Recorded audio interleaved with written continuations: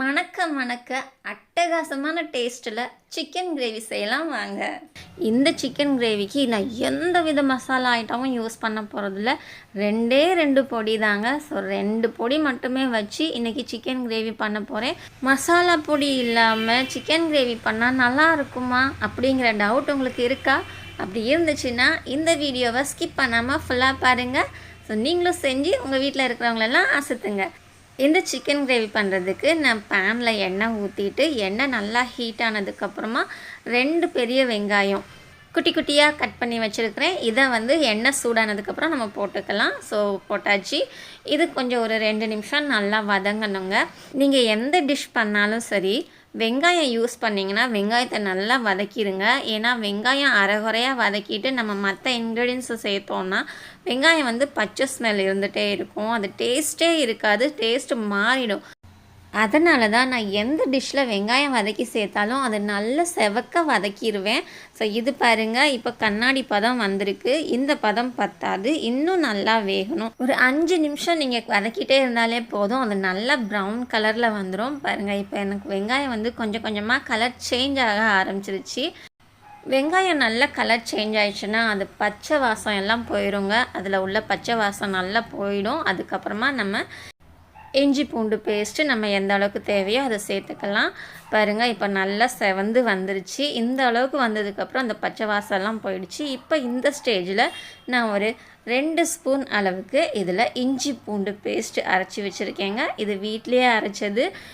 நான் எப்போவுமே இஞ்சி பூண்டு பேஸ்ட்டு வீட்டிலே ஒரு வாரத்துக்கு தேவையான அளவுக்கு அரைச்சி வச்சுருவேன். ஸோ தேவைப்படும் போது அப்பப்போ எடுத்து யூஸ் பண்ணிக்கிடுவேன். ரொம்ப நல்லாயிருக்கும்.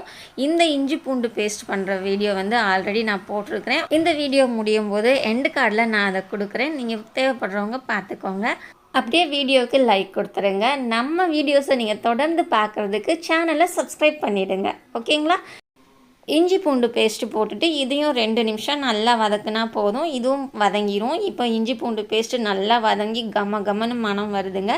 இந்த ஸ்டேஜில் நான் 2 பெரிய தக்காளி குட்டி குட்டியாக நறுக்கி வச்சுருக்கிறேன். இதையும் போட்டுக்கிறேன். இதையும் போட்டுட்டு வதக்கிக்கலாங்க. தக்காளியும் நல்லா வதங்கணும். கொஞ்சம் கூட அந்த காய் காயாக நிற்கக்கூடாது. அந்த தோல் எல்லாம் தனியாக பிரிஞ்சு வரணும். அந்த அளவுக்கு நல்லா தக்காளியை வதக்கிக்கோங்க. தக்காளி வதங்கும் போது உப்பு சேர்த்தோன்னா தக்காளி நல்லா சீக்கிரமாக வெந்துடும். அந்த கொலன்னு மாவாகவும் வந்துடும். தோல் தனியாக பிரிஞ்சு வந்துடும். அதனால் நான் கொஞ்சமாக தக்காளிக்கு தேவையான அளவுக்கு உப்பு சேர்த்துருக்கேங்க. ஒரு சில டிஷ்ஷுக்கெல்லாம் நம்ம வெங்காயம் வதக்கும் போதே உப்பு போட்டு வதக்கிடுவோம். பட் இந்த சிக்கன் கிரேவிக்கு நீங்கள் இந்த மாதிரி தக்காளி வதங்கும் போது நீங்கள் உப்பு போட்டு வதக்கி பாருங்களேன். டிஃப்ரெண்ட்டாக சூப்பராக இருக்குங்க. ஸோ இது உப்பு போட்டதுக்கப்புறம் அப்பப்போ கிண்டி விடும்போது லைட்டாக அதை தக்காளியை மசிச்சு விடுங்க. மசிச்சு விட்டிங்கன்னா நல்லா சீக்கிரமாக வெந்துடும். பாருங்கள், தக்காளி நல்லா வெந்துருச்சு. இப்போ இந்த ஸ்டேஜ் வரும்போது நம்ம கழுவி வச்ச கறி போட்டுக்கலாங்க. சிக்கன் நான் 1/2 கிலோ சிக்கன் எடுத்துருக்கிறேன். நல்லா நான் 2 தடவை நல்லா கழுவிட்டு அதுக்கப்புறமா தண்ணியெல்லாம் நல்லா புழிஞ்சிட்டு தண்ணியே இல்லாமல் இதில் நான் சேர்த்துருக்கிறேன். இப்போ இதுவும் நம்ம ஒரு 5 நிமிஷத்துலேருந்து 10 நிமிஷம் வரைக்கும் வதக்கிட்டே இருக்கணும். வதக்குனா போதும். சிக்கன் சீக்கிரமாக வெந்துடும். தண்ணி ஊற்றாமல் அப்படியே இந்த எண்ணெய் நம்ம ஊற்றினோம்ல, அந்த எண்ணெயிலே ஊற்றிட்டு இருக்கணும். அது போக சிக்கன் வேகும்போது அந்த நல்லா வெந்து வந்ததுக்கப்புறம் சிக்கன்லேருந்து எண்ணெய் பிரிய ஆரம்பிக்கும். அந்த அளவுக்கு நல்லா வதக்கணும். சிக்கன் போட்டோடனே ஒரு 2 நிமிஷம் நல்லா கிண்டி விட்டுட்டு இந்த மாதிரி மூடி வச்சுருங்க. ஒரு 2லேருந்து 3 நிமிஷம் வரைக்கும் மூடி வச்சுருங்க. அதுக்கப்புறமா நம்ம கிண்டி விட்டுக்கலாம். நீங்கள் மூடி வச்சு வேக வைக்கும் போது ஸ்டவ் ஹைலேயும் இருக்கக்கூடாது, சிம்லேயும் இருக்கக்கூடாது. மிதமான சூடில் வச்சுக்கோங்க. அப்போ தான் கறி அடிப்பிடிக்காமல் இருக்கும். ஒரு 5 நிமிஷம் வெந்ததுக்கப்புறம் நீங்கள் அந்த மூடியை திறந்துட்டு மறுபடியும் ஒரு கிண்டி விட்டுட்டு அதுக்கப்புறமா மிளகாத்தூள், நான் சொன்னேன்ல எந்த வித மசாலா ஐட்டமும் இல்லை, காரத்துக்கும் டேஸ்ட்டுக்கும் மட்டும் 1 ஸ்பூன் அளவுக்கு மிளகாத்தூள், 1 ஸ்பூன் அளவுக்கு சீரகம், கொஞ்சமாக மஞ்சள், இது எல்லாம் நல்லா சேர்த்து மிக்ஸ் பண்ணிக்கலாங்க. ஆல்ரெடி நான் தக்காளியில் உப்பு போட்டதுனால இதுக்கு உப்பு போடல. ஸோ சிக்கனுக்கும் சேர்த்தே உப்பு போட்டேன். 3/4 ஸ்பூன் அளவுக்கு உப்பு போட்டிருக்கிறேன். அதனால் இது சிக்கனுக்கு நான் தனியாக உப்பு போடல. அது தக்காளி வதக்கும் போது போட்டதே கரெக்டாக இருக்கும். ஸோ இதை நம்ம கிண்டி விட்டுட்டு இதையும் ஒரு 5 நிமிஷம் அளவுக்கு மூடி போட்டு வேக வைக்கணும். நீங்கள் ஒரு 10 நிமிஷம் அளவுக்கு வேக வைங்க. அப்பப்போ மூடி வச்சு திறந்து கிண்டி விட்டுட்டே இருங்க. இல்லைன்னா அடி பிடிச்சிரும். இந்த பாருங்கள் இந்த மாதிரி அது நல்லா எண்ணெயெல்லாம் தனியாக பிரிஞ்சு வர அளவுக்கு நீங்கள் நல்லா வேக வைக்கணும். முக்கால்வாசி பதம் இந்த எண்ணெயிலேயே சிக்கன் வந்து நல்லா வெந்து வந்துடணும்.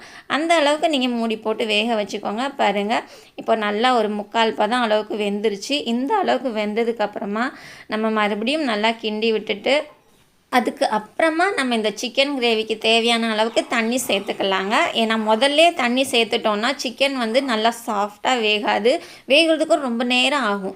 நம்ம எண்ணெயில் வேக வச்சிட்டோன்னா சீக்கிரமாகவும் வெந்துடும். தண்ணி ஊற்றும் போதும் சீக்கிரமாக குக் ஆயிரும், நல்லா சாஃப்டாக குக் ஆயிரும். அதனால தான் சொல்கிறேன். ஸோ நல்லா முக்கால் பாதம் வெந்ததுக்கப்புறமா இது சிக்கன் வந்து மூழ்கிற அளவுக்கு தண்ணி சேர்த்துக்கலாங்க. நான் வந்து 1 கப் அளவுக்கு தண்ணி சேர்த்துருக்கேன்.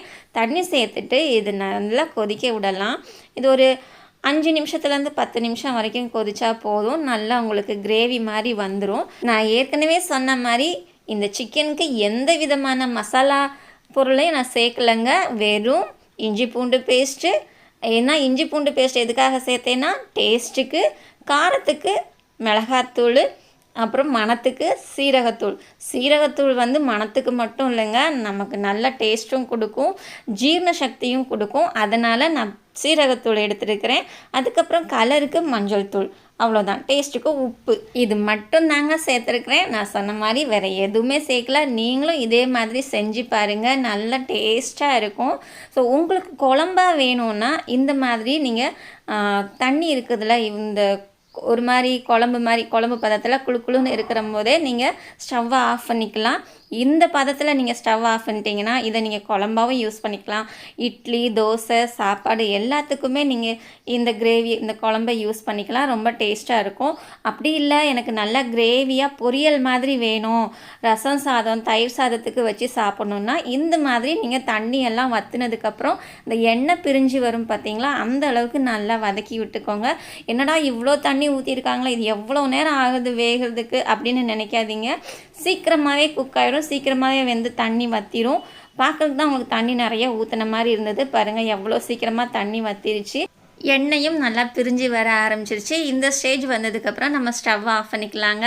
இதில் வந்து நீங்கள் லாஸ்ட்டாக மல்லி இலையோ கருவேப்பிலையோ எதுவுமே நீங்கள் தூவ தேவையில்லை. அப்படியே நீங்கள் எடுத்து சுட சுட சாப்பிட்லாங்க. அப்படி ஒரு டேஸ்ட்டு சூப்பராக இருக்கும். பாருங்கள் இப்போ எல்லாம் ஃபுல்லாக ரெடி ஆகிடுச்சு.